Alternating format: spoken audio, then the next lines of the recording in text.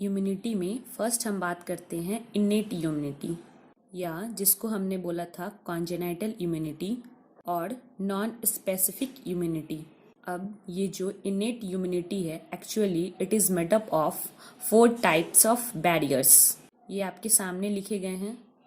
First है physical barriers, जिसमें skin, mucus coating of epithelium को इंक्लूड किया गया है। Second one is the physiological barrier, जिसमें सिक्रीशंस जैसे सलाइबा है, टीयर्स है, HCl है जो हमारे स्टोमक में रिलीज होते हैं, और फीवर, ये सब कुछ फिजियोलॉजिकल बैरियर है। Third one is the cellular barrier. Cellular barrier में हम लोग 2 तरह की सेल्स की बात करते हैं। एक फैगोसाइटिक सेल होती है, कुछ नॉन फैगोसाइटिक सेल होती है, जो मोनोसाइट्स, न्यूट्रोफिल्स, मैक्रोफेज, ये सब फेगोसाइटिक सेल के अंदर आता है। और जो नेचुरल किलर सेल है वो नॉन फेगोसाइटिक सेल के अंदर आता है। तो ये सेलुलर बैरियर के कंपोनेंट्स हैं। And fourth one is cytokine barrier. इसमें हम बात करेंगे इंटरफेरॉन्स की। तो इंटरफेरॉन एंटीवायरल प्रोटीन्स है।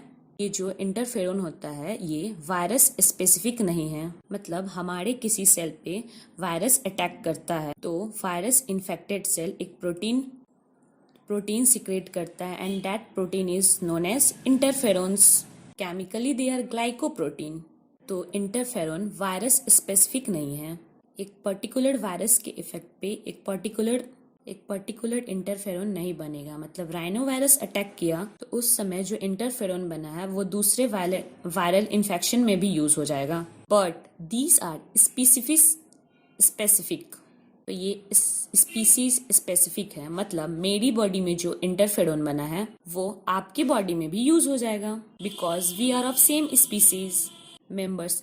लेकिन जो माइस के बॉडीज में बना है, मंकीज के बॉडी में बना है, वो हमारे बॉडी में यूज नहीं होगा। तो ये तो थी इन्नेट इम्यूनिटी जो सरलता से मिल गया, सहजता से मिल गया। और दूसरा है एक्वायर्ड, जो हासिल करना, ये एडिटिव इम्यूनिटी है। सबसे इम्पॉर्टेंट बात, ये पैथोजन स्पेसिफिक होगा, एक पर्टिकुलर पैथोजन के अगेंस्ट वर्क करेगा। और एक्वायर्ड इम्यूनिटी के 4 इम्पॉर्टेंट फीचर्स हैं। पहला तो हमने कह दिया, ये पैथोजन स्पेसिफिक है। और दूसरी बात, discrimination between self and non self, अपने और पराये में भेद कर लेना, ये एक्वायर्ड का फीचर है।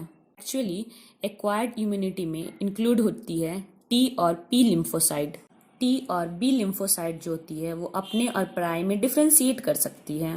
And third one is the diversity, मतलब हमारे पास में जितने भी T लिम्फोसाइट है, B लिम्फोसाइट है, सारे एक जैसे नहीं हैं। हमारे बॉडी में 10 मिलियंस टाइप के T सेल्स हैं, 1 मिलियंस टाइप के B सेल्स हैं। बहुत सारे एंटीजन फ्रैगमेंट्स को रिकॉग्नाइज करती है और उनके अगेंस्ट फिर वो रेस्पॉन्स देती है। तो डाइवर्सिटी।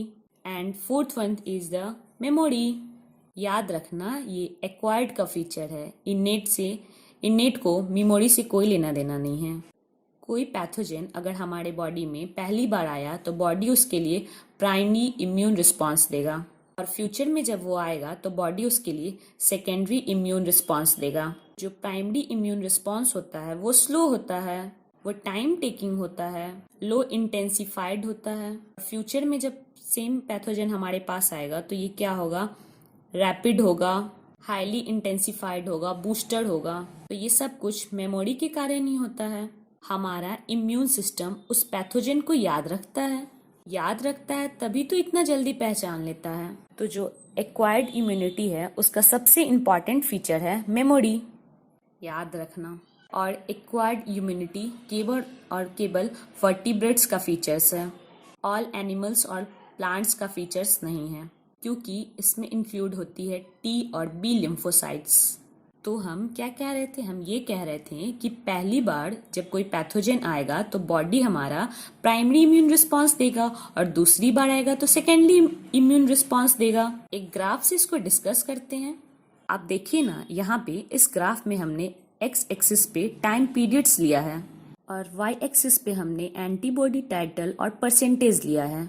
तो कोई एंटीजन हमारे बॉडी के फर्स्ट कांटेक्ट में आया, पहली बार आया तो ये फर्स्ट कांटेक्ट होगा। जब आया तो आते ही उसके अगेंस्ट एंटीबॉडीज नहीं बनेगी, आते ही उसके अगेंस्ट इम्यून सिस्टम काम नहीं करेगा। वो आएगा तो कुछ टाइम लगेगा, तो कुछ टाइम के बाद में हमारा इम्यून सिस्टम एक्टिव हो जाएगा और फिर उसके अगेंस्ट एंटीबॉडीज बनने लगी, रिस्पॉन्स आने लगा। पहली बार जो रिस्पॉन्स आया वो प्राइमरी इम्यून रिस्पॉन्स है, और प्राइमरी इम्यून रिस्पॉन्स जो होता है वो स्लो होता है, लो इंटेंसिफाइड होता है, वीक होता है, मंद होता है। लेकिन फिर वही एंटीजन दोबारा से आएगा तो बॉडी ने बहुत कम समय के अंदर हाईली इंटेंसिफाइड रिस्पॉन्स दे दिया, और ये जो रिस्पॉन्स है वो सेकेंड इम्यून रिस्पॉन्स है, जो हाईली इंटेंसिफाइड होता है, रैपिड होता है, बूस्टर होता है। एन एमेनिस्टिक का मतलब होता है it is based on memory, तभी तो उसने जल्दी पहचान लिया। तो एक्वायर्ड में सारा का सारा गेम मेमोरी का ही होता है। तो वो कौन कौन सी सेल्स हैं जो एक्वायर्ड इम्यूनिटी में इन्वॉल्व हैं। मतलब एनसीईआरटी क्या कह रहा है? एनसीईआरटी तो सिर्फ इतना कह रहा है, पहली बार पैथोजन एंड एंटीजन आया तो बॉडी ने प्राइमरी इम्यून रिस्पॉन्स दिया, फ्यूचर में आया तो बॉडी ने सेकेंडरी इम्यून रिस्पॉन्स दिया। ये जो रिस्पॉन्सेज आ रहे हैं वो रिस्पॉन्सेज लिम्फोसाइट्स के कारण आ रहे हैं। अब दो तरह के लिम्फोसाइट इसमें इन्वॉल्व हैं, एक होती है टी लिम्फोसाइट, दूसरी होती है बी लिम्फोसाइट।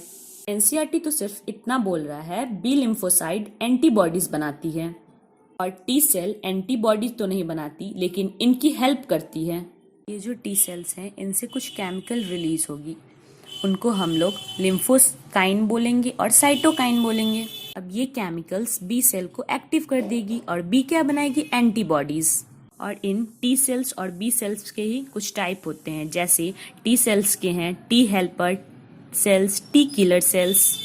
जो फ्यूचर में काम आएंगे उनको टी मेमोरी बोलेंगे। तो एनसीईआरटी तो सिर्फ इतना ही कह रहा है, पहली बार एंटीजन आया तो बॉडी ने प्राइमरी इम्यून रिस्पॉन्स दिया, और सेकेंड टाइम फ्यूचर में आया तो बॉडी ने सेकेंडरी इम्यून रिस्पॉन्स दिया। और टी सेल बी सेल की तभी हेल्प करती है जब इन्हें कोई कहता है। इनको कौन कहता है? Antigen presenting cell. इनके एग्जाम्पल्स में मैक्रोफेजेस और डेंड्राइटिक सेल्स इंक्लूड किया गया है। तो दोस्तों कहानी कुछ इस तरह बनी। तो एंटीजन प्रेजेंटिंग सेल बोलेगी टी हेल्पर को, टी हेल्पर बोलेगी बी लिम्फोसाइट को, और फिर बी लिम्फोसाइट एंटीबॉडीज बनाएंगी। मोस्टली पाथवे ऐसे ही चलता है। तो आपने चैप्टर को समझा? ये हमारा बॉडी है। अगर बॉडी में कोई भी पैथोजन आना चाहेगी तो उसको फर्स्ट में कौन रोकेगा? स्किन बहुत शानदार बैरियर है। जब तक ये सही सलामत है तब तक पैथोजन या इन्वर्टर को ये अंदर नहीं जाने देगा। तो जब इतना अच्छा बैरियर है तो नेचर ने इसे कंटिन्यूटी में क्यों नहीं बनाया? अगर कंटिन्यूटी में बना देता तो हम खाना कैसे खाते? हम पानी किस तरह से पीते? हम ब्रीथ किस तरह से करते हैं? हमारे सेल्स ऑर्गन किस तरह से काम करते हैं? हमारे गैमेट्स कैसे रिलीज होते हैं? यूरिनेशन डिफिकेशन कैसे होता? ओपनिंग्स देनी पड़ी। तो इस ओपनिंग से क्या हुआ? इन्वर्टर्स को फायदा हो गया और हमारे लिए प्रॉब्लम्स क्रिएट हो गया। माइक्रोब्स, वो इन्वर्टर्स हमारे बॉडी में ये ओपनिंग्स के थ्रू एंटर कर जाते हैं। नेचर ने यहाँ भी तैयार